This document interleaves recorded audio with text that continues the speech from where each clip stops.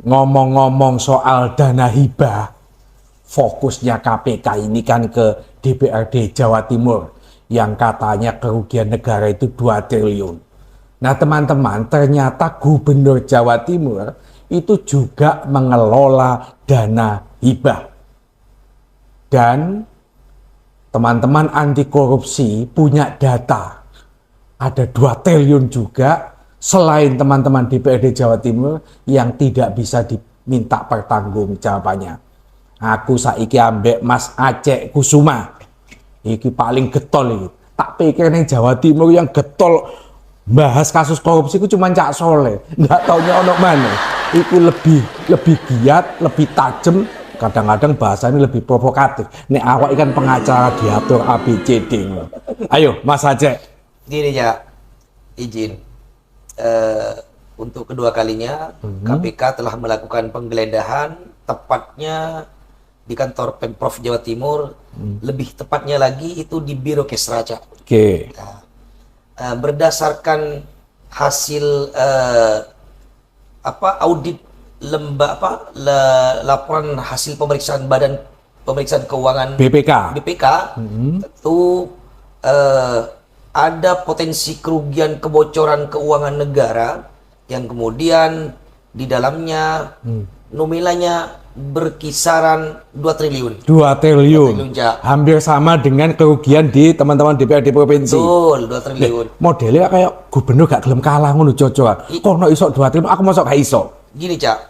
2 triliun ini tentu jumlah akumulatifnya dari tahun 2019 sampai tahun 2023. Sementara KPK melakukan penindakan itu Satwa Simanjuntak itu pada tahun 2020 sampai 2022, Cak. Ini sampai 2023, Cak, gitu loh. Jadi sakjane nek KPK itu tambah serius sampai tahun 2023, angkanya tambah fantastis. Dan nomenklaturnya adalah hibah reguler HG Gubernur. Yang itu tidak ada kaitannya dengan hibahnya teman-teman DPRD. Tidak ada kaitannya. Jadi ini murni yang bagi-bagi itu Gubernur. Murni, Cak, karena memang Biro Kesra ini tentu kita punya dasar, Cak. Dan dasarnya itu adalah berdasarkan DPA Biro Kesra dan RKA Biro Kesra. Masyarakat itu gak ngerti DPA itu apa? Iya.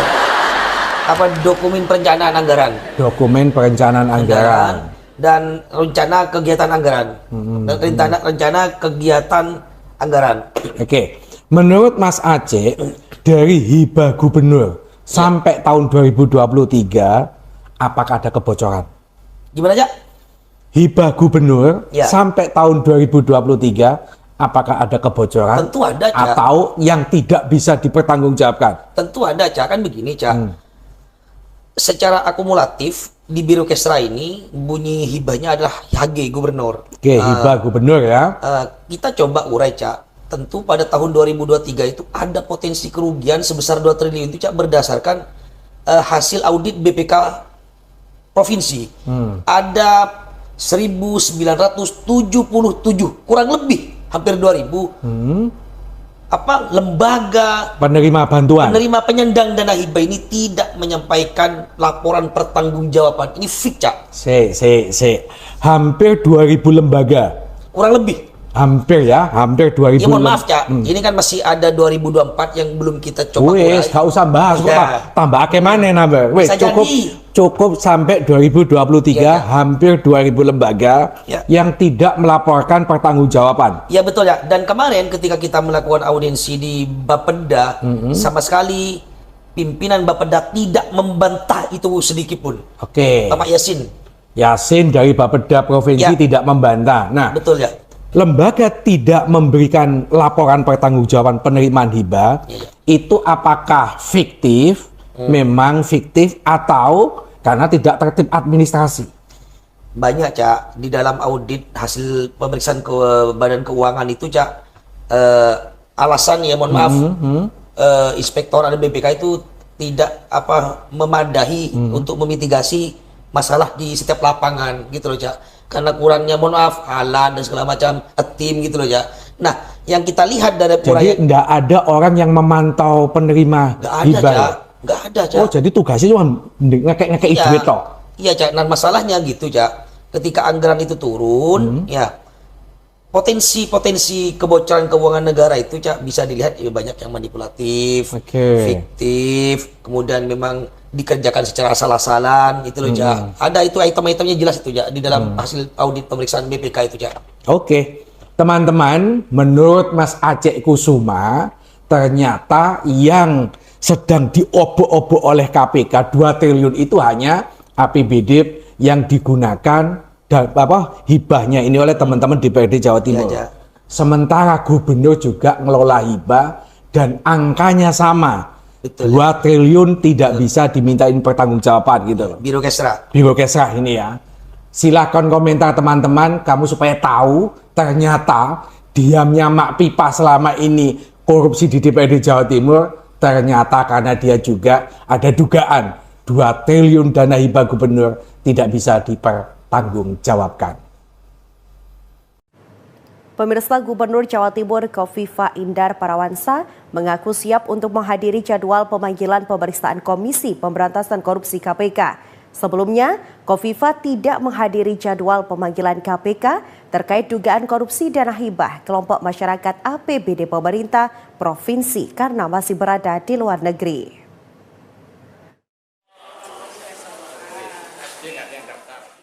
Pernyataan ini disampaikan oleh Gubernur Jawa Timur Kofifa Indar Parawansa saat melakukan kunjungan kerja di Kabupaten Jombang Jumat siang.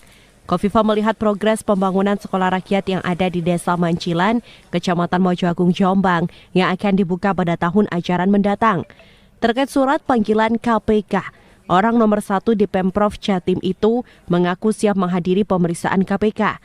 Dirinya mengaku memenuhi panggilan pemeriksaan sebagai saksi atas beberapa tersangka terkait dugaan korupsi dana hibah Pokmas APBD Pemprov Jawa Timur.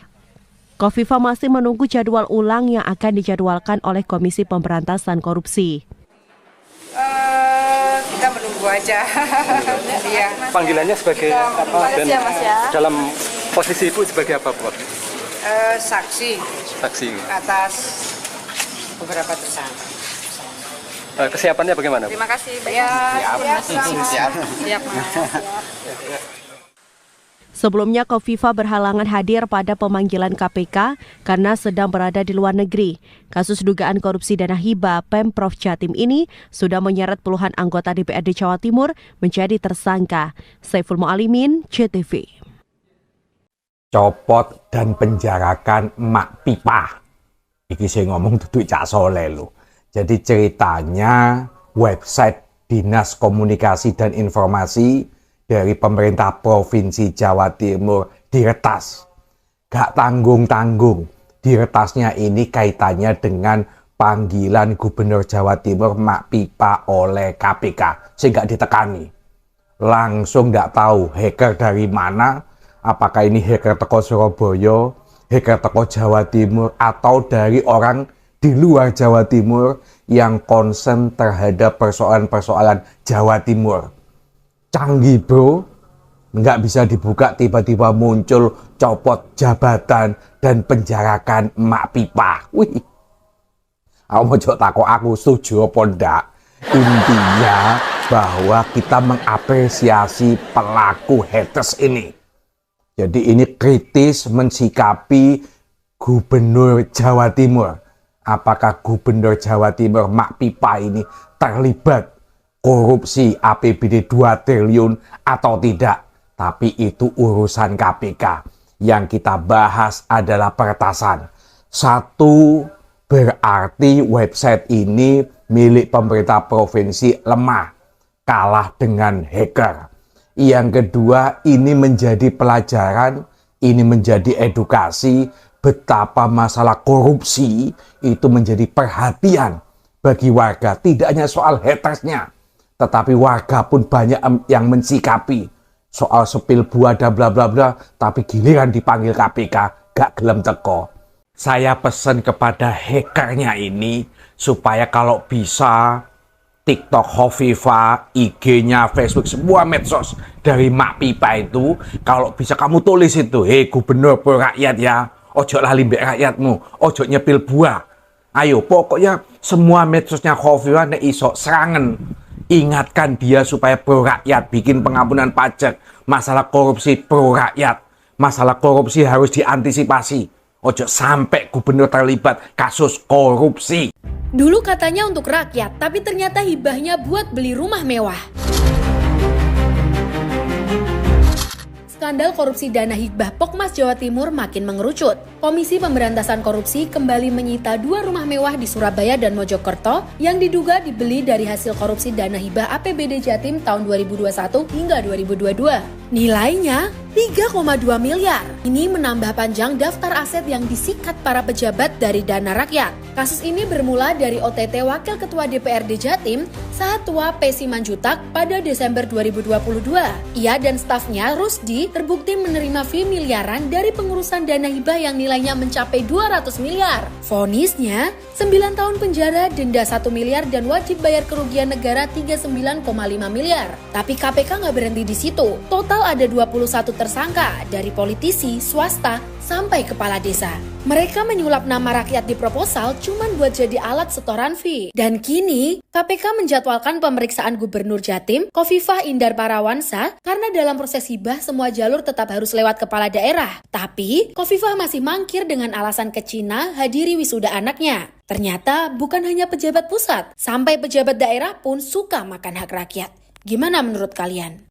Kok gak izin karo dadi pimpinan Muslimat NU, kok dadi malih? Untuk Bu Khofifah nggih, jenengan itu kan pimpinan Muslimat NU. Jenengan juga saking pondokan, makanya pinter ceramah, pinter dalil-dalil. Tapi jenengan waktu dadi gubernur, dadi menteri kan disumpah, Bu. Jenengan kok gak wedi karo Gusti Allah? Apa maneh jenengan iku wedok-wedok kok dadi malih wong rakyat ku lho. Kula dadi Muslimat NU kuwi suwin ngrungokno kaya ngono iku. Kula dadi Muslimat NU niku wis suwin, Bu. Jenengan niku mending mundur dadi pimpinan Muslimat NU. Jenengan niku lho wedok-wedok korupsi. Izin kula. Kok gak izin karo dalile? Kok gak izin karo nek ceramah? Website Diskominfo Jatim dihack, tampilkan artikel copot jabatan dan penjarakan Khofifah. Waduh. Simak video ini sampai habis, jangan lupa di follow. Mari kita bahas. Situs resmi Dinas Komunikasi dan Informatika Provinsi Jawa Timur diretas. Di website tersebut muncul artikel yang menargetkan Gubernur Jatim berjudul copot jabatan dan penjarakan Khofifah. Hal ini dibenarkan oleh Kepala Diskominfo Jatim, Serlita. Dia mengatakan bahwa benar saat ini masih dalam proses tracing. Website kami memang sedang dihack. Ini bukan kali pertama situs pemerintahan terkena hack. Padahal setiap elemen pemerintahan di semua lini itu pasti ada yang namanya dana pengelolaan sistem, mau pemeliharaan website ataupun aplikasi. Dan anggaran untuk pemeliharaan sistem itu tidak kecil, cuy. Lantas digunakan untuk apa anggaran dana untuk pemeliharaan sistem ini, cuy? Judul artikel provokatif tersebut muncul di tengah sorotan publik setelah sebelumnya Khofifah dipanggil oleh KPK sebagai saksi dalam kasus dugaan korupsi dana hibah kelompok masyarakat APBD Jatim. Namun Khofifah sendiri belum memenuhi panggilan dengan alasan cuti untuk menghadiri wisuda anaknya di Tiongkok. Apakah ini respon terkait adanya dugaan korupsi APBD Jatim, cuy? Bagaimana menurut kalian? Tulis pendapat kalian di kolom komen. Jangan lupa di follow. Bye-bye. Khofifah so agamis, tapi kejam. Tidak punya rasa empati terhadap rakyat kecil. Padahal pengampunan pajak untuk kepentingan rakyat kecil dan yang kaya pastilah tidak membutuhkan. Karena mereka tidak bakal nunggak pajak. Bagaimana menurut kalian?